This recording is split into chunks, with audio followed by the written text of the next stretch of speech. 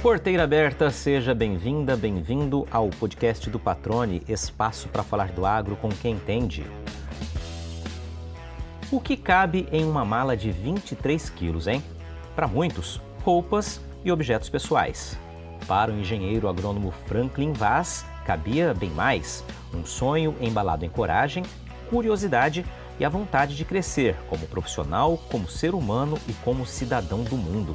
Nascido em Mato Grosso, o coração do agro brasileiro, ele deixou para trás o conforto da rotina, o calor da família e a estabilidade da carreira para encarar uma jornada internacional ao lado da esposa.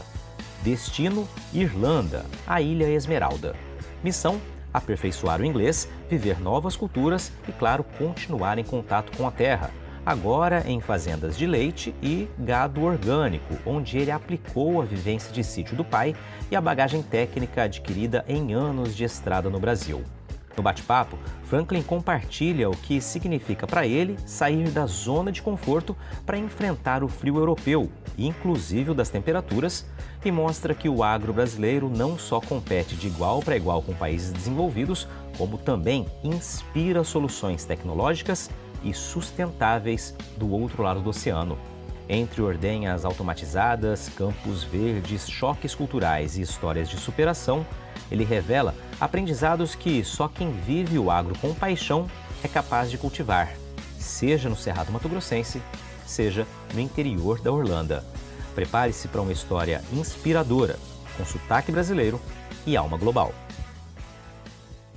Franklin Vaz, cara, que satisfação recebê-lo aqui no podcast do Patrone. Já começo te agradecendo por ter aceitado o convite, né? Aliás, agradeço também ao Pedro Silvestre, meu amigo, compadre, né? Meu irmão aí que a vida proporcionou, que foi quem fez a indicação, né? Estava comentando comigo num dia em que ele conversava com você e ele falou, né, sobre a tua experiência agora fora do Brasil também, né? Aliás, tá lá na Irlanda, um cuiabano na Irlanda, já conversava nos bastidores aqui que um dos desafios é a temperatura, mas, cara, a gente vai falar sobre isso e muito mais, evidentemente, vamos falar sobre agro também. Seja bem-vindo ao podcast do Patrone mais uma vez. Obrigado por ter aceitado o convite, cara. Como é que você tá por aí? Olá, Patrone, muito obrigado pelo convite. Também agradecer o Pedro aí por ter feito esse network, né? Importantíssimo aí, peça-chave aqui na nossa comunicação. Agradeço aí também de coração. Um amigo que eu fiz aí no Mato Grosso, a gente fez algumas rodagens juntas aí para mostrar o dia a dia do produtor, as dificuldades, os problemas das rodovias e das lavouras, né? E a gente fez uma conexão ali. E o Pedro vira e mexe, ele manda as notícias dele aqui para mim manter atualizado também sobre o Mato Grosso. Eu mando algumas coisas daqui para ele também. E agradeço ele e a você também por essa oportunidade de estar aqui no podcast, compartilhar um pouco de conhecimento, um pouquinho de curiosidade e essa vivência, né, fora do Brasil. Muito obrigado. Que maravilha, cara. Eu que agradeço, né? O Pedro Silvestre, daqui a pouquinho eu vou trazer aqui também o número do episódio dele, que já participou, claro, aqui do podcast também. É um baita repórter, né? Um profissional da comunicação que vive, de fato, o agro, né? Em cada reportagem dele, isso é muito bacana. E fez essa sugestão de bater esse papo com o Franklin, que é engenheiro agrônomo e está morando na Irlanda, né? Buscando também ali um crescimento pessoal, profissional e certamente está olhando para o agro também, né? Vamos começar por aí, Franklin. Me fala um pouquinho de há quanto tempo você e sua esposa, né, estão morando aí na Irlanda, né? Foram para a Europa. Como surgiu essa ideia, esse interesse, né? E como você tem visto inicialmente, né, o agro sob a perspectiva de um profissional da agronomia que conhece a realidade do Brasil, conhece a realidade de Mato Grosso, que agora está vendo uma realidade bem diferente da nossa aí. Não, com certeza, isso aqui já está agregando muito, né? Desde o início da minha formação e eu sabia que o inglês era uma chave, né? Era importante, um caminho importante para a gente seguir. Só que naquela dinâmica que a gente tem na rotina, a gente acaba priorizando outras coisas, né? Porque o inglês não está envolvido no nosso dia a dia. Mas eu sempre soube da importância do inglês para uma carreira profissional de um engenheiro agrônomo, ou para um médico, para um engenheiro mecânico, enfim. E só que a rotina vem, a gente coloca outras prioridades, outros cursos, e o inglês vai ficando um pouco para trás. E vendo essa necessidade, e também onde eu atuava, no Mato Grosso, a gente recebia, né, lá ainda recebe pessoal de fora, de outros países, tudo mais, eu vi aquela necessidade de alguém que comunique, né? Passa essa mensagem da agricultura, do agronegócio no Mato Grosso, enfim, no Brasil, de uma linguagem que o produtor dos Estados Unidos, do Canadá, da Europa, enfim, possa entender, sabe? Aquela linguagem, aquele time, aquele feeling do agro. Então, eu vendo essa necessidade, eu falei, não, assim não pode ficar assim, né? Eu sou novo, eu e a minha esposa, a gente não tem filho ainda, falei, vamos tentar alguma coisa fora. Ela também já tinha essa vontade de morar fora, de aprender um novo idioma. Falei, por que não, né? Então, a gente buscou, alinhou alguns projetos, algumas metas pessoais. Falei, vamos correr atrás, vamos ver se vai dar certo, né? E nisso, a gente foi numa agência de intercâmbio em Cuiabá, fica situada em Cuiabá. A gente conversou com o pessoal, aí a moça muito simpática lá, a consultora de comercial, falou, ó, tem essas opções. Abriu lá o portfólio de países, ó, aqui nos Estados Unidos você pode ah, só estudar, você não pode trabalhar. Aqui a gente veio até para Dubai, só que para Dubai teria que ter um inglês mais avançado, né? E a gente veio para cá com inglês assim, inicial, básico. E a gente foi melhorando, foi estudando e foi desenvolvendo. E nisso, a gente veio para cá, vimos, né? Ela falou da Irlanda, eu nem conhecia a Irlanda. E daí ela falou da Irlanda, eu falei, por que não? Vamos começar a pesquisar mais sobre a Irlanda, né? Bem no início eu tinha vontade de fazer um intercâmbio agrícola quando eu era mais jovem, quando comecei a fazer agronomia e tudo mais. Só que daí foi fazendo outra graduação, fiz a graduação, fiz a pós-graduação, e o inglês foi ficando para trás. Eu falei, não, mas eu ainda tenho vontade de fazer um intercâmbio agrícola, né, ir para os Estados Unidos, tal, aprender o inglês. Aí, como eu já era casado, eu falei, tem que fazer uma coisa que vai agregar para nós dois. Minha esposa também sempre teve vontade de morar fora, né? Aí a gente foi numa agência de intercâmbio e lá a gente conversou com a agência e ela nos indicou qual o melhor caminho para um casal, para estudar inglês, para desenvolver e um país que poderia estudar e trabalhar, para a gente se manter ao longo prazo. E daí que ela sugeriu a Irlanda. E a gente começou a pesquisar, pegamos alguns orçamentos, viu o que ficava viável para a gente na época. E a gente começou a batalhar, traçar metas para conseguir alcançar. E a gente veio e estamos aqui hoje na Irlanda, já há 1 ano e 4 meses. E me fala uma coisa, quando vocês chegaram aí, me traz um pouquinho da impressão inicial, dos primeiros desafios, né? E como aí vocês conseguiram, né, especialmente você, né, focado no agro, começou a dar os primeiros passos profissionais aí também. Como é que se deu essa trajetória? Quando a gente chegou, a gente já tinha bastante coisa. A gente já tinha planejado desde o Brasil, onde a gente ia estudar, onde a gente ia ficar na acomodação temporária. Isso tudo a agência de intercâmbio ela nos ajudou, nos auxiliou com isso, né? Onde a gente ia ficar por uns 15 dias até a gente conseguir uma acomodação fixa, né? Onde a gente realmente iria morar. E tudo isso eles nos auxiliaram. Então, até sugiro, né, quem tem essa vontade, esse sonho, busque alguém que tem conhecimento, uma consultoria, alguém desse nicho que eles tenham a melhor solução, né, uma resposta. Às vezes a gente pensa, nossa, está muito longe esse sonho, nunca que eu vou alcançar. Mas por que não ir atrás, dar o primeiro passo no que está no meu controle, né? O que a gente fez foi buscar uma agência de intercâmbio. De lá para cá, essas coisas. Ficou palpável, sabe? Quando você pensa, nossa, tá muito longe, mas você começa a planejar, a rabiscar ali algumas coisas, começa a surgir efeito, basicamente isso. Então, a gente veio e a gente nunca tinha saído. Eu já tinha viajado para outros estados no Brasil, no Mato Grosso, viajava para cima e para baixo ali, mas eu nunca tinha saído do Brasil antes. Então, foi a primeira vez que a gente saiu, eu e a minha esposa, e já foi para morar fora. Tipo assim, a gente nunca tinha ido pro Paraguai, pro Chile ou, né, Argentina. E de primeira, assim, a gente já veio já, tipo, para morar com mala, a gente só veio com uma mala de 10 quilos, uma mochila nas costas e uma mala maior com 23 quilos, né? E essa foi a nossa bagagem. Colocamos o sonho ali dentro e viemos. E graças a Deus tá dando certo. E como é que foi quando desembarcou, cara? Esses primeiros dias, assim, de adaptação? Então, esse foi a emoção. Eu me recordo agora, até me arrepio, porque a gente sai naquela emoção, né? Vamos morar fora, nossa, vai ser, né? Uma realização, tudo, e você vê o seu sonho realizando ali. E quando a gente chegou aqui na Irlanda, a gente fez uma escala em Portugal, já era de noite, né? A gente viu a cidade só de noite ali. Mas quando chegou na Irlanda, já era de dia. Então, quando o avião aterrissou aqui na Irlanda, em Dublin, e a gente viu aqui é conhecido como Ilha Esmeralda, né? E é tudo muito verde. Os muros são de pedra. O pessoal constrói isso até hoje em dia, que tem muita pedra aqui, rocha, né?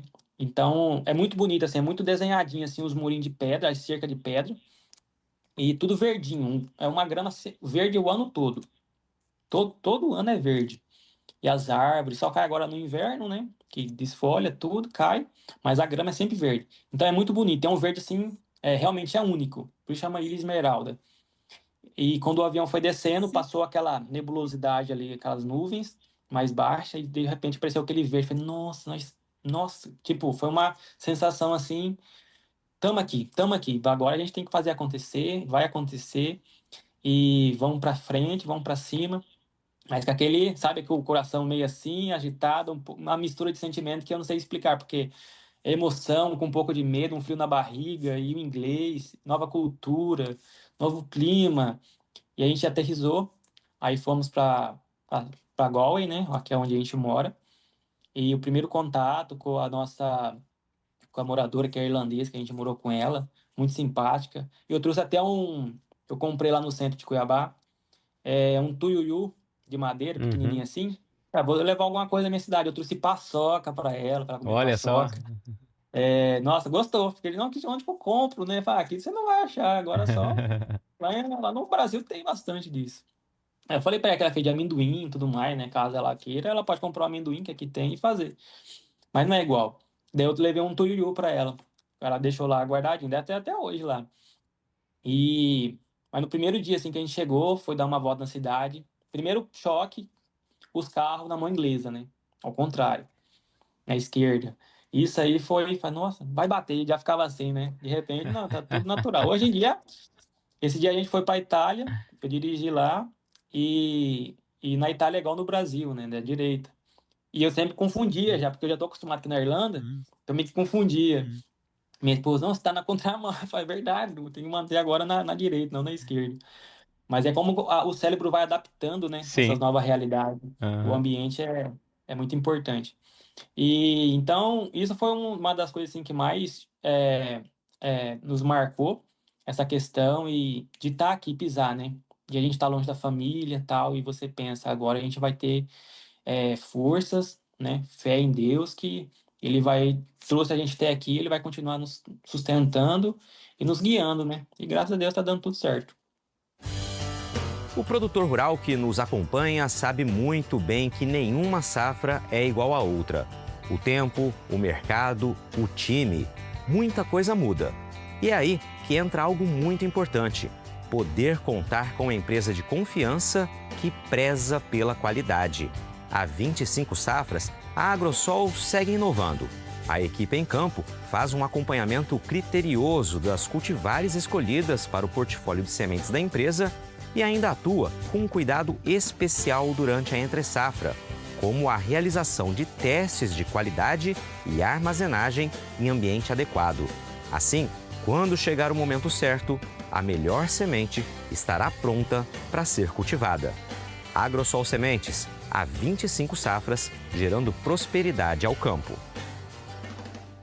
E vocês já chegaram com alguma possibilidade de emprego em vista, algo acertado? Como é que foi esse início também? Não, a gente não chegou com um emprego assim certo. A gente sabia que teria que correr atrás de coisas, que a gente estava com inglês básico ainda, eu já tinha um pouquinho mais, mas foi desafiador. Ainda é ainda, né?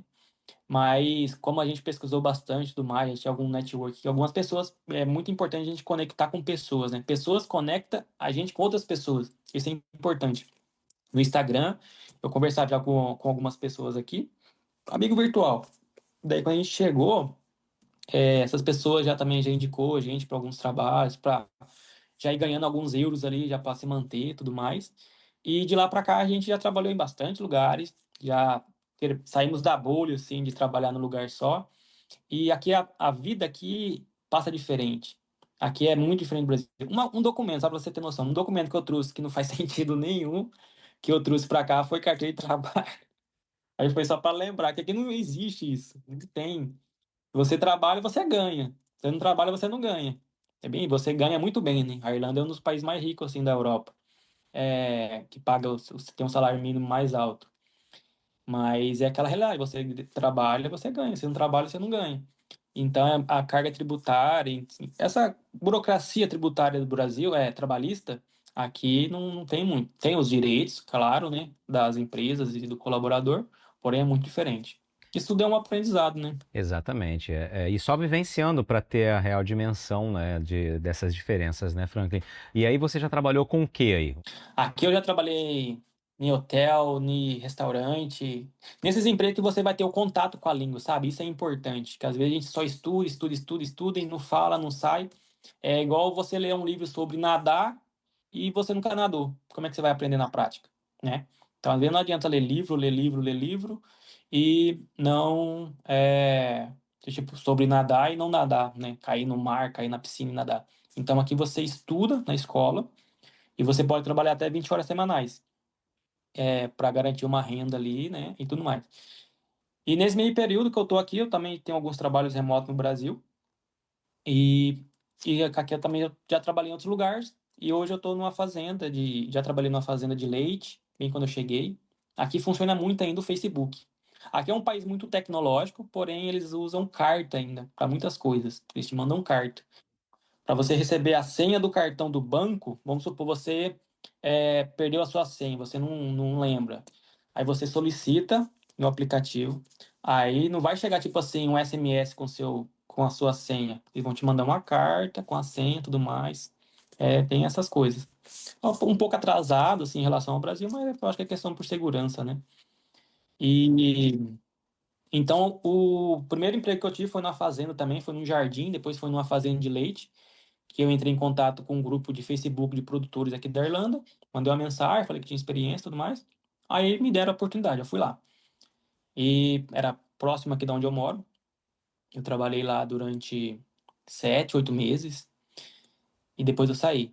Mas era bem, bem diferente. Mas, tipo assim, a, o ambiente ali era muito familiar, né? Porque eu cresci no sítio também do meu pai. Então, esse conhecimento, essa vivência, sabe, lidar com animal, com trator, essas coisas já tinha. Então, o produtor ele deu a oportunidade, eu fui me desenvolvendo tudo, mas foi um desafio. Depois de um mês e meio, 2 meses, eu trabalhava com um irlandês lá, um outro rapaz, ele fazia agronomia. Então, já tinha um pouco de vocabulário ali, já conversava e tudo mais. E ele perguntava, aqui é 4 anos. Eu falava, não, no Brasil é 5. Ele, nossa, mas por que vocês estudam tanto, né? Não sei o quê. Ué, porque é diferente. E daí, depois de um tempo, eu fui pegando mais conhecimento, responsabilidade, e eu comecei a tirar leite sozinho das vacas. Eram 120 vacas que eu tirava na ordenha. 2 vezes no verão, eles tiram o leite 2 vezes no dia. De manhã e à tarde. Porque a grama cresce, porque é verão, então tem muito sol e chuva. Então a grama cresce rápido, né? E a grama deles aqui tem um alto valor proteico. Isso ajuda as vacas holandesas, outras raças também, a produzir mais leite. Então, tirava leite 2 vezes no dia. E no inverno isso diminui. E tem a época também que tem que secar as vacas. É a época que elas dão um descanso para as vacas, né? Que é a hora que o bezerro já vem para nascer. Mas foi uma baita experiência, baita experiência. Você falou que foi muito diferente, né, nessa experiência na fazenda, embora a vivência num sítio, você disse que era algo familiar, porque você tinha, né, vivenciado o sítio também com o seu pai. A ordenha, 2 por dia, as ordenhas, eram com ordenhadeiras mecânicas semelhantes às do Brasil? Como que eram aí os equipamentos de trabalho? Ou você encontrou alguma diferença também prática? Era uma fazenda nova. O produtor também ele era engenheiro civil, então ele trabalhava fora. E eu ficava responsável lá, mais o pai dele, que era uma fazenda familiar. E basicamente de manhã era trazer as vacas do campo, né? Chamar as vacas do campo. E aqui a cerca deles normalmente normalmente não, é todas de pedra, a cerca de pedra, mais ou menos 1,5 metro, mais ou menos assim, de pedra.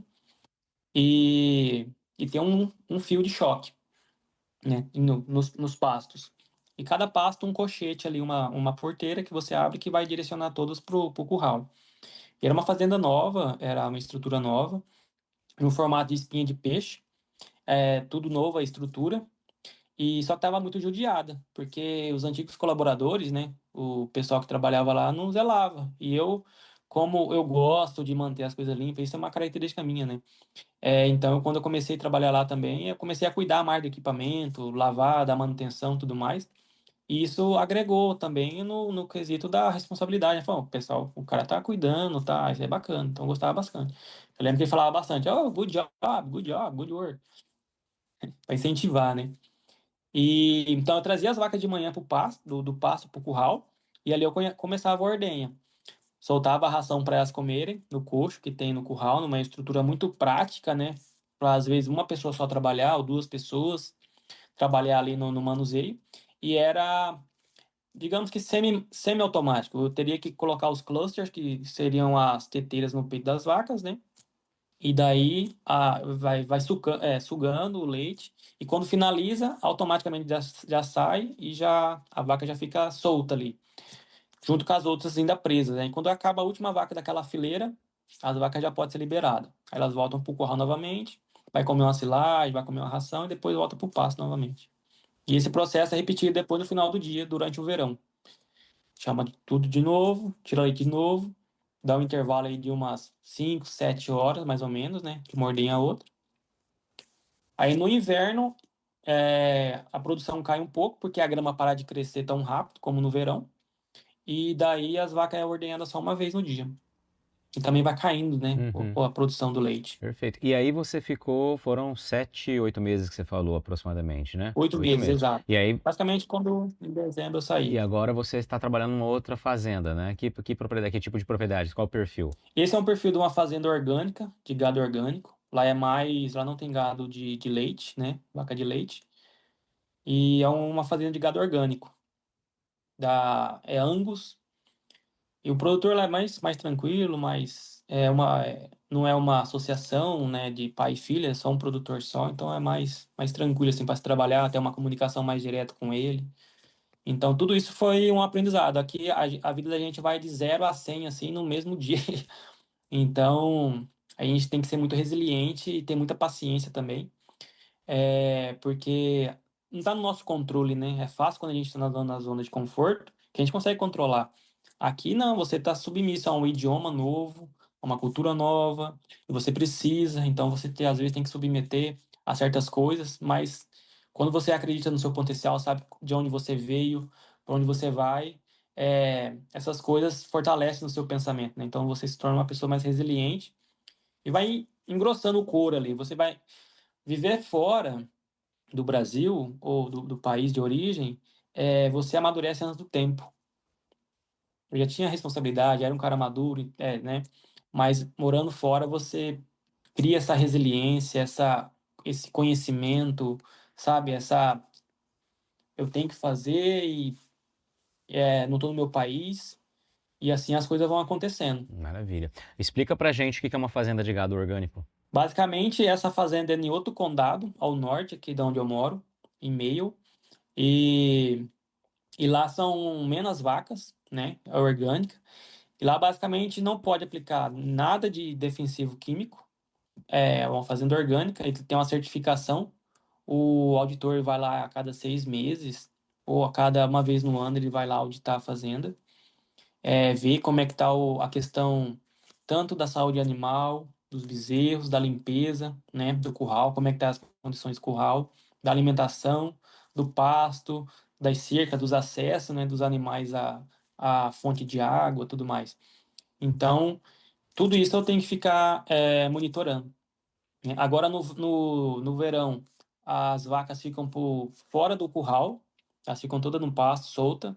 Então isso dá menos trabalho, digamos assim, né? Agora no inverno, basicamente em novembro, segunda quinzena de novembro, aí quando começa o inverno, as vacas já começam a ficar presas no curral, porque é frio, né? E aí tem mais trabalho porque você tem que pegar o trator e colocar o feno lá, a silagem para elas comerem. E então, a alimentação delas é exclusivamente de feno ou o que elas se alimentam? Feno e ração Mas, também. É uma ração pedigree que não tem produto químico, aditivo ou alguma coisa desse tipo. É uma ração mais cara e a porcentagem do produtor, uma vez eu perguntei para ele, falou que não chega a 10% a mais de um bife, de uma uhum. carne assim Então vamos convencional. lá. São vários pontos, então, só para a gente trazer como curiosidade, né? Vários pontos para ele vender essa carne como um gado orgânico, certo? Um animal produzido de maneira orgânica, né? Ou seja, sem nenhum tipo de defensivo químico ali. Vários pontos, né, analisados aí para certificação, entre eles, claro, a alimentação que deriva ali do pasto, né? E também da ração que você disse, é uma ração ali especial, né? Ela paga um pedigree diferenciado e também atende às exigências dessa certificação, é isso, né? Exato, exato. Além do pasto não ter nenhum tipo de aplicação de produto químico, basicamente ele só aplica o slaughter, que chama que é o nosso chorume, sabe, do curral, onde os animais ficam ali durante o inverno. Isso cai para dentro de um tanque, depois é aplicado com um trator. A gente vê muito isso aqui Uhum. na Europa, né? Sim, A como uma aplicação de fertirrigação, né? fertirrigação. Então isso é aplicado nos pastos. Isso porque é orgânico também, né? Um fertilizante orgânico natural que está ali na fazenda sem custo nenhum. Então isso agrega muito também no orçamento. E aí ele vende É, essa produção para um frigorífico específico que também vende a produção, vende a carne com um rótulo orgânico ali. exato, exato. A carne específica assim da Irlanda é uma carne muito boa, de alta qualidade e acessível também. A questão dos orgânicos, falar um pouco sobre, só sair um pouquinho assim, da fazenda, dos alimentos, né, que chega aqui. Esse dia eu até postei uma foto no meu Instagram algumas semanas atrás. Eu fui no mercado, eu peguei uma cestinha, sabe aquela cestinha de mão de mercado? Coloquei uma banana, maçã, carne, algumas outras frutas. Só sei que na cestinha que eu peguei ele com alimentos, tinha 7 países. 7 países que eu digo é de origem, né? A banana era da Guatemala, a maçã era do Brasil, a carne era da Irlanda, a abóbora era da África, tipo, bem diversificado, né? É, e isso é a globalização, né? Isso é importante a gente entender de onde sai, de onde vem. Então, aqui, quando a gente está aqui, a gente consegue enxergar isso. Porque no Brasil é abundante a comida, né? A gente tem bastante. Eu acho que eu não, pelo menos quando eu estava lá, eu não enxergava assim, eu não via essas origens de outros países, né? Algum produto ou outro. Mas aqui isso é muito forte. Esse compartilhamento, né, de alimentos, assim, de outros países para cá e para os países da União Europeia. E aí você disse que o produtor ele recebe, você perguntou a ele em torno de 10% a mais pela produção orgânica por atender essas exigências e o consumidor paga mais por isso. Você percebe que você hoje como consumidor realmente há uma procura por produtos que são considerados produtos de nicho aqui no Brasil? Eu já observei que o europeu em si, assim, eles é muito preocupado com saúde, né? Não todos, né, necessariamente, mas a grande maioria. E os produtos aqui, até aqui em casa mesmo, eu vejo que eles têm uma durabilidade muito pouca de prateleira. Vamos supor, um tomate que você compra. Se você não comer em 2, 3 dias, ele já começa a criar um mofo ali, um fungo e já começa a apodrecer. Isso um convencional, o orgânico é mais rápido ainda. Então, tipo assim, abriu e comeu. Leite mesmo, já cansei de tomar leite depois de uns 2 dias, assim, já tá virando, já tá talhando ali, sabe? Então, eles têm, os alimentos, assim, eles são mais, digamos que, não natural, mas com menos conservantes do que a gente é acostumado no Brasil. E muito mais acessível no mercado também. Mas daí o consumidor, por exemplo, para comprar uma carne, você tem o público que vai pagar 10, 15% a mais aí para levar uma carne orgânica. Tem para quem vender Tem facilmente. para quem vender. E o orgânico também é similar no Uhum. Brasil. O orgânico aqui ele é bonito, o pessoal fala que ele é mais saudável, mais convencional. Se colocar um convencional e o orgânico, eu já li artigos também científicos que eles falam que tem o mesmo valor nutritivo, né? Só o valor que é um pouco mais agregado porque ele fala que é natural. Mas tem o mesmo valor nutritivo. É, mas aqui o orgânico e o convencional, o orgânico sempre vai ser um pouco mais caro. Então, se tiver lá a produção de um bife convencional e um orgânico, qual que o consumidor vai pegar o mais que vai caber no orçamento dele? Você está ouvindo o podcast do Patrone. Agroinformação com quem entende. Legal. Ô Franklin, e aí antes da gente trazer um pouco mais de curiosidade aí que sob o teu ponto de vista, né? Sei que você tem visitado aí também feiras, né? Busca estar sempre se atualizando. Me fala um pouquinho rapidamente da sua origem aqui, né? Você é cuiabano, né? Como começa a tua relação com o agro aqui, né? Formado em agronomia, né? Me fala como que você começa a tua ligação com o campo. Já é de berço? Como que se deu aí o agro na tua vida? Você que é um cuiabano aqui de Chapa. Sim. Bom, a minha paixão assim, pela agronomia, né, pela agricultura, começou com meu pai, que ele tem um sítio e perto de Cuiabá, ali na Agrovila das Palmeiras. E a gente sempre ia para lá quando era criança, e tem um período também que eu fiquei por lá. Então eu sempre gostava da terra. Eu estava bem quando eu comecei a isso lá na minha infância, né? E sempre andava de cavalo, essas coisas de roça, tomava leite no curral, da vaca ali, ia pegava um copão de alumínio, colocava café, ia lá na teta da vaca, tirava leite, sabe? Aquela coisa, aquela espuma. Aqui na fazenda eu fazia isso de vez em quando. Só pra relembrar, mandava pros primos lá, e como é que eu tô fazendo? Igual quando eu fazia aí, só pra relembrar, eles achavam graça, ô, coisa boa. E daí então tem essa familiaridade, né? E quando eu acabei o ensino médio e tudo mais, aí eu comecei um curso técnico em meio ambiente, isso agregou bastante. Aí depois eu entrei na graduação, aí que eu fui para agronomia, e daí que acabou alavancando mais ainda, e vi que aquilo era para mim, que eu gostava, e aí eu comecei no segmento agro, né, vendo de perto o dia a dia do produtor, ainda mais estando no Mato Grosso, que é o maior produtor de soja e milho aí do, digamos, do mundo, né? Então, eu comecei, nossa, é isso que eu quero. Então, foi assim a melhor escolha que eu fiz, é, no ramo, né, no sentido de estudo, e nunca paro de estudar, né? Eu tô aqui, tô vivendo, mas estou estudando. Todo dia eu estudo, leio um artigo em inglês agora, leio um livro em inglês, e vai agregando. E eu vejo que cada vez mais a gente vai aprendendo. Aqui no Brasil você estava trabalhando, você trabalhou, de quando você se formou, antes de você mudar, você trabalhou aonde aqui? Eu trabalhei na ProSoja, fiquei lá 7 anos, entrei como jovem aprendiz na época, e saí como coordenador técnico de projetos. E aí, Franklin, me diz uma coisa, cara, e você é formado em agronomia, né, teve essa experiência de 7 anos na ProSoja, fez um MBA, concluiu o MBA da Exalc, né, uma especialização também em comércio exterior, ou seja, está ampliando os horizontes e continua lendo, né, estudando, o que é fundamental para que a carreira, né, seja cada vez mais abundante, ainda mais com essa experiência internacional que você está adquirindo. E eu mencionei rapidamente ali que você, inclusive, posta algumas coisas quando você vai em feiras, né? O que tem te chamado a atenção aí? Qual é o teu olhar sobre o agro de maneira geral aí na Europa que você está encontrando, na Irlanda e nos países pelos quais você está passando? Com esse olhar de agrônomo, esse olhar de brasileiro, né, que sabe da nossa realidade, está enxergando um mundo diferente aí. Sim, à primeira vista, assim, eu vejo que o Brasil, a nível de tecnologia na agricultura, a gente não está atrás para outros países. Às vezes a gente vê, nossa, mas o Brasil está atrasado. Não, a gente está tete a tete, assim, com países de primeiro mundo, e às vezes o que falta é incentivo e investimento, né? Acredito eu. Mas o Brasil, ele está muito à frente de muitos países, até na questão também de tecnologias porteira dentro, que eu digo no caso de plantio direto, de agricultura regenerativa, uso de biológico na fazenda para tanto diminuir os custos internos da fazenda, como um controle biológico, controle alternativo, né? Diminuição dos químicos. Então eu vejo que recentemente eu fui num dia de campo aqui também com alguns amigos agrônomos que estão aqui na Irlanda, e ele está trabalhando lá com plantio direto, né, nessa fazenda, e com o Biological on Farm, tecnologias que a gente já usa no Brasil. Eles estão começando aqui agora. Na verdade, ele está começando agora, e a instituição de pesquisa aqui da Irlanda está visitando mais a fazenda onde trabalha para buscar mais conhecimento do on-farm e da rotação de culturas. Eles têm os conhecimentos, mas como a gente é do Brasil, tem esse conhecimento aqui, eles querem agregar o conhecimento nosso com o deles, né? Então, qual tipo de cultura pode se adequar melhor?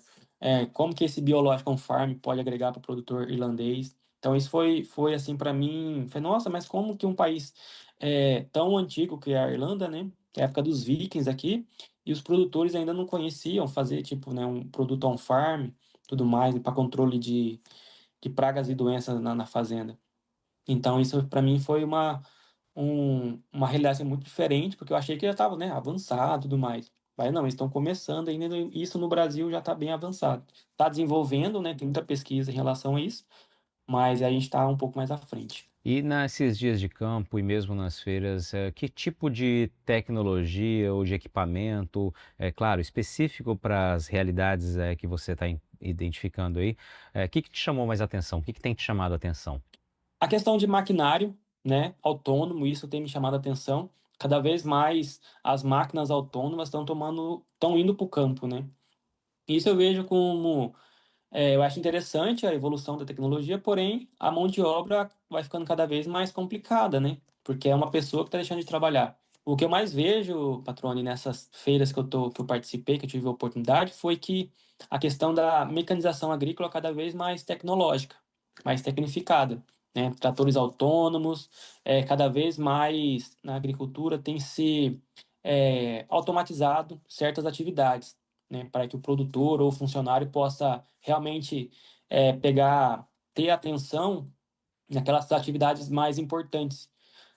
Então isso acaba ganhando tempo, né? Porque na fazenda, no dia a dia da fazenda, eu acho que o nosso maior inimigo assim é o tempo, né? Você tem que plantar, tem que tratar a semente, tem que fazer manutenção de máquina, depois olhar o desenvolvimento da planta e tudo mais. Então, se você conseguir automatizar essas outras coisas, você acaba ganhando tempo para realmente dar importância para o que tem real função ali na fazenda, né? Aquela função vital na fazenda. E os produtores costumam participar desses dias de campo, como a gente vê aqui no Brasil, das feiras ali, você percebe que realmente eles vão, né, eles buscam essas novidades, no questão das máquinas autônomas, já começa a ver no campo também? O que eu observei nessa última feira que eu fui, uma coisa bem legal que eu até comentei com um amigo meu que estava comigo, que a participação de criança e de adolescente e pessoas adultas foi uma coisa que me chamou a atenção, que tinha muita criança e adolescente participando. E você via que eram pessoas assim, de escola, adolescentes, filhos de produtores e crianças, tipo assim, adolescentes já estão na fazenda trabalhando. E isso é muito aqui da Irlanda, de sucessão familiar, né? Você vê que o pai está na fazenda, o filho está na fazenda trabalhando. Isso é bem interessante. Então eu notei isso aí também, a participação de crianças, adolescentes nas feiras, e bastante mesmo. Eles gostam, né? É um evento grande. E a questão também do maquinário produtor. Eu pude notar que eles vão, se interessam, pesquisam, né? Conversam com os consultores que estavam lá sobre as pesquisas, mas sempre depende daquela do orçamento, né? Mas a tecnologia também, existe a tecnologia de ponta que no Brasil também a gente não fica para trás, né? Legal, legal. E aí, essa é inevitável a gente tocar nesse assunto, né, Franklin? Como você percebe que as pessoas da Irlanda ou dos países mesmo que você já passou por aí na Europa, como eles enxergam o nosso agro brasileiro? A gente sabe que há sempre muitas críticas, né? Você tem percebido isso? O que que se sabe sobre o agro brasileiro por aí? Quando eu falo que eu sou do Brasil, quando você aqui na escola onde eu estudo, eu falo que eu sou do Brasil. Já estudei com pessoa da China, da Coreia do Sul, da Turquia. É um mix de culturas, né? Isso é bacana. E quando eu falo que eu sou do Brasil, o pessoal só conhece Rio de Janeiro e Copacabana e São Paulo e Amazônia. É esses três. Ah, Brasil, é Copacabana, São Paulo e Amazônia. Aí quando eu falo que eu sou do Mato Grosso, mas não onde que fica o Mato Grosso? Aí eu vou lá e mostro no mapa lá, o grandão lá no meio lá. Parece que é o Mato Grosso. Tem 3 biomas. E daí eles ficam curiosos, faz metade do país do meu estado aqui, ó, é floresta amazônica. Aí eles, nossa, não sei o que, como é que é lá, né? Tem muito animal, vai ter onça. Aí eu mostro foto de sucuri, de onça, das aves, né? Fala, nossa, muito bonito, muito lindo. E essa troca cultural é bem bacana. E daí eu sempre falo, né? Nessa última feira que eu fui, eu comentei com uma pesquisadora que eu era do Mato Grosso. Ela comentou alguma coisa em relação a desmatamento, né? Eu falei, não, lá no Mato Grosso não tem essas coisas. Lá no Brasil a gente tem um código florestal que protege ah, tanto a produção como a floresta em pé. Então a gente tem regras lá, né? Não é assim. Então isso, às vezes a mensagem que chega aqui é muito distorcida da realidade nossa, né? Que a gente conhece, né? Então assim, não, lá temos o rio que é preservado, né? A metragem do tamanho do rio tem a metragem de floresta. Aqui na Irlanda tem 2% de floresta nativa. 2%. A gente tem 65%, 60%, né? Olha a diferença. Então, então sempre quando eu posso assim falar para alguém que é da agricultura aqui ou pessoas que aleatórias também que não conhecem, eu falo sobre isso, passo essa mensagem, né? Que daí vai ser aquele serviço formiguinha, né? Uma informação, informação, e é bacana. Ah, eu conheci alguém que era do Mato Grosso, tal, ele falou que lá o pessoal preserva, tal, cuida dos animais. Eu falei, é. Mas eles ficam preocupados com essa questão da floresta, das árvores e tudo mais. É interessante você falar dessa maneira, e por isso até que eu trouxe essa temática, porque esse desconhecimento que a gente percebe, né, no teu relato, ele persiste há muito tempo, né? Tive uma oportunidade pelo próprio Canal Rural de fazer algumas reportagens em alguns países da Europa e na Holanda mesmo, um desconhecimento absurdo sobre a nossa realidade em próprio produtor rural. Me recordo que a gente falou, olha, sabe que no Brasil existe o Código Florestal, a mesma coisa que você disse aqui, né? Que a gente precisa, o produtor precisa preservar de 20 a 80% da área nativa, né? A depender do bioma que ele está inserido. Ele, olha, eu imaginei que isso era, que cobrava-se isso e tal. Falei, pois é, cobra-se, é lei, né? Falei, o que o senhor acha? Daí ele pensou, ele falou, não, acho que é certo. Eu falei, sim, mas o senhor aqui tem 2, 3% de preservação, né? Ele, não, mas aqui a gente já destruiu tudo, lá vocês ainda podem, né, ainda podem preservar. Então tem uma visão de desconhecimento e ao mesmo tempo depois tem uma visão de autoproteção, né? Tipo, não, aqui a gente já fez e tá bom, vocês que cuidem do de vocês, né? Então é interessante e eu concordo muito que esse trabalho formiguinha, isso eu tô falando de 10, 15 anos atrás, esse trabalho formiguinha ele precisa ser feito, né? É justamente de uma conversa aqui, ali no meio de uma turma com várias nacionalidades, né? Como é o caso que você exemplificou, isso a gente vai falando mais sobre a nossa realidade, né? Do nosso agro, não só o que é mostrado por um interesse ou outro aí fora, né, cara? Então, bem bacana. E aí, outro ponto que eu ia te perguntar, eu te perguntei então, qual a visão do agro brasileiro, agora para as fazendas onde você trabalhou e trabalha hoje, a fazenda que você trabalha, para quem contrata, o produtor ou o gerente, enfim, que tenha te contratado, como eles enxergam o profissional que trabalha no agro brasileiro? Né? Porque são duas coisas diferentes, enxergar a realidade da nossa produção como um todo, agora do profissional que está trabalhando no agro e que passa a trabalhar na fazenda deles. Você percebeu assim que ela, não, qual foi a tua sensação ali? Sim, a mão de obra nessa questão da agricultura, acho que mundialmente é um pouco escassa, né? Que pouca pessoa quer trabalhar em fazenda, pouca pessoa. Você vê mesmo que os Estados Unidos eles sempre abrem os vistos, né, para trabalhador rural lá nas fazendas, e tudo mais, os intercâmbios também no Canadá, tudo mais.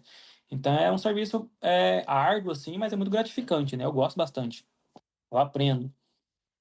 E aqui, os brasileiros em si, em todos os lugares que a gente possa trabalhar, a gente é bem visto, porque a gente é caprichoso, sabe? A gente entrega com responsabilidade. É claro, existem exceções, né, de brasileiros, mas a grande maioria, sim, a gente é responsável, a gente entrega, a gente é caprichoso, a gente tem aquele olhar de dono, de cuidar. Então, nessa fazenda mesmo. É, limpar trator, coisa que ninguém fazia. Já tinha isso aqui já de terra dentro do trator. Falei, não, pô, não quero trabalhar com trator sujo assim, não, vou limpar. Ele me viu limpando, falei, nossa, nunca ninguém fez isso. Falei, não, eu tô fazendo porque eu, né? Então essas coisas nossa de brasileiro, né? Isso agrega muito, né? Isso agrega Legal, muito. cara, legal. E aí, Franklin, quais são os planos aí, né, de vocês, né? Você como agrônomo, né, tá trabalhando com agro depois de passar pela experiência de adquirir cada vez mais o vocabulário, o domínio do idioma. Quais são os planos, né? Ficar por quanto tempo, morar em quais países, né? Como que o agro e essa sua experiência, como você planeja teu futuro aí? Bom, eu e minha esposa, a gente está com o plano de continuar aqui por mais um visto, que a gente tem o direito, né, de ficar legalmente com o visto de estudante e aprender mais o inglês. E depois a gente talvez possa ir para outro país. E no Brasil visitar tudo mais, mas a gente está com plano de morar fora um pouco ainda. E, bom, tá na mão de Deus, mas a gente está com esses planos a médio e longo prazo. Talvez ir para a Espanha também, que lá tem um pouquinho mais de sol, né? Então vamos ver. Eu penso também em fazer um mestrado ainda. Eu fiz o MBA, mas eu penso em fazer um mestrado também em negócio, business, exportação e importação, nesse sentido, porque o inglês agrega bastante, né? E tem muita oportunidade fora, né? Alemanha, um país muito bom, Bélgica, Porto de Uhum. Roterdã também, tem muita Mas o oportunidade. objetivo é unir esses novos conhecimentos, inclusive na área de comércio exterior, mas fincado também, obviamente, com a experiência agro que você tem, né? Sim, exato, exato, Legal, agregar. legal. Antes da gente ir para as três perguntinhas aqui, a gente tem a reta final do bate-papo, sempre tem umas perguntas aqui que são padrão. Só trazer aqui, eu comprometi logo no início da conversa, né? A gente citou o Pedro Silvestre, logo no início do bate-papo, foi quem indicou aqui o Franklin para participar do podcast. O episódio do Pedro foi a entrevista, o episódio número 64. Olha só, do Franklin aqui é a 229, se eu não estiver enganado, 229. e a do Pedro foi a número 64, o episódio do Pedro Silvestre, né? Com a cara e o jeito do campo, a história do repórter que usa simplicidade e empatia para comunicar o agro. Fica o convite aqui para quem quiser procurar lá na playlist, lá no podcast do Patrone, vai ouvir esse baita bate-papo com o Pedro, meu compadre, amigo do Franklin também, que muita gente do agro conhece ele, bem legal. Posso só compartilhar uma experiência bacana? Na Pode, vai fazenda, lá, eu fica à tinha o vontade. costume, quando eu cheguei lá, de bater. A gente usa aquelas botas 4 Lego, né? Aquela de plástico grandona. E daí eu tinha costume de bater as botas no chão para ver se tinha alguma cobra dentro, aranha, né? Aí o produtor uma vez falou, por que você bate as botas no chão, né? Tipo assim, para saber se... Sabe quando a gente... No Pantanal, o pessoal faz muito em sítio, né? Bate as botas para ver se não tem uma cobra ali dentro, né? Eu falei, não, ok, lá no Brasil, a gente, na fazenda, a gente bate as botas assim, para ver se não entrou nenhuma uma cobra dentro, alguma coisa. Eu falei, não, aqui não precisa preocupar com isso não, que aqui na Irlanda não tem cobra. E realmente, que aqui na Irlanda não tem cobra. Por ser uma ilha, aí tem uma história, um folclore deles aqui que um, o padroeiro daqui, né? Ele eliminou todas as cobras na época, tudo mais, e não tem cobra. Aí, você pode ficar despreocupado, não precisa mais bater a botina, né? Vai, então tá bom. A curiosidade, As curiosidades do dia. a costume, Muito né, legal, muito nossa, de legal. bater botina pra ver se tem cobra, que não Que precisa. legal. Ô, Frank, vamos lá, cara. Uma das perguntas que a gente tem tradicionais aqui é: que pergunta você gostaria de um dia ter que responder, cara? Que pode ser lá no futuro da tua vida, tá? O que você gostaria que um dia te perguntassem? Ah, eu gostaria que me perguntasse, falasse assim, Frank, valeu a pena essa experiência de ter morado em outro país, ter dado essa liberdade nos seus 30 e poucos anos aí, ter partido pro mundão? E aí? Já pensa na resposta? Já, com certeza. Eu quero chegar com meus 80, que nem eu falar pra minha esposa, né? É bom a gente vir passar por isso, esse desconforto, né? Desconforto que eu digo no sentido assim de uma nova língua, uma nova cultura e tudo mais.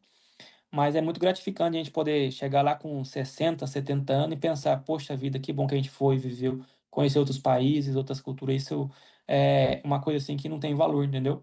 É uma coisa que agrega demais na nossa vida como pessoa, ser humano, como profissional também, mas como pessoa você cresce muito, né? Você consegue. Aqui eu já trabalhei com russo, já trabalhei com ucraniano, vietnamita, com gente irlandês, brasileiro. Então você acaba vendo o mundo dessas pessoas também, né? E isso agrega muito na nossa vida como pessoa. Excelente, cara, excelente. Agora, uma curiosidade sobre você. Você acabou trazendo uma curiosidade aí já sem saber que eu perguntaria algo curioso. Você já trouxe agora uma pergunta, uma curiosidade sobre o Franklin, algo que só as pessoas mais próximas a você saibam.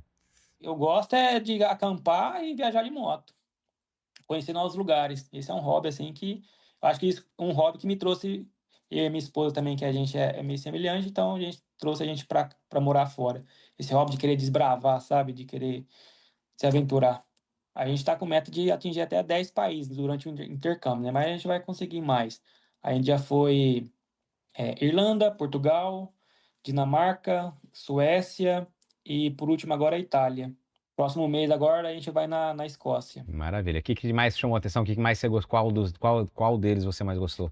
Cada país é especial, né? Mas a última agora, que foi pela Itália, que a gente alugou um carro, essa marcou, porque é muito bonito. O norte da Itália, fenomenal. Maravilha, cara, maravilha. E agora, mais fácil aqui, Franklin, as pessoas quiserem conhecer você, a história que vocês estão escrevendo aí, né, nesse dia a dia, como que elas te acham nas redes sociais? Sei que você posta ali com certa frequência também, né, um pouquinho do que você vai vivenciando ali. Como que, se esse pessoal quiser ouvir a entrevista e ficou interessado, qual que é o endereço aí para achar você na rede social?